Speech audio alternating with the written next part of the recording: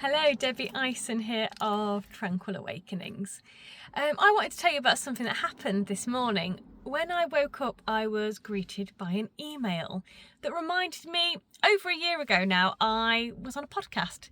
It was recorded, and that recording has been sat on a computer somewhere waiting for the right time for that podcast to be released. And that's now. And I was talking about my work with spirit release therapy. And she just wanted to check, the host, then before she put out the podcast and the blurb, if I was now a doctor, if I'd finished my PhD, and if I had published my book. And of course the answer to both of those is no, not yet. And I had a little twinge for a moment where I felt like, oh, all those things that I gave myself as goals, as aspirations to work towards, I haven't met my timescales on those.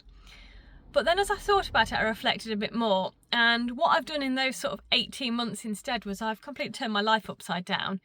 I realised I was deeply unhappy and lots of things were unfulfilling me. And so in order to have a better, happier life, I needed to make shifts. And so that's where my energy and focus has been.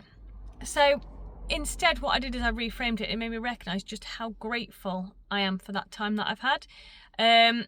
It's not always, we don't always do what we want, but we get what we need in life. And what I needed most was to make those shifts. And I prioritised those needs. I prioritised myself in that rather than these external goals and pressures that I'd given myself. And that gave me some comfort, but also it reminded me that, do you know what? If these things are meant for me, they'll still happen. The things that are meant for us don't pass us by, but there is divine perfect timing within different situations.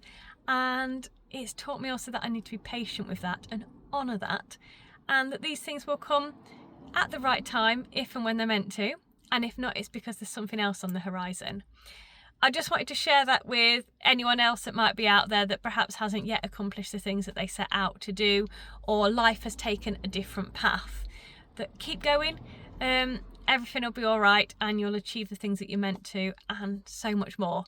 And the you that was back however long ago when you made those plans, I'm sure will be very proud of where you are today.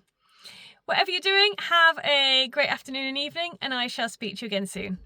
Bye bye for now.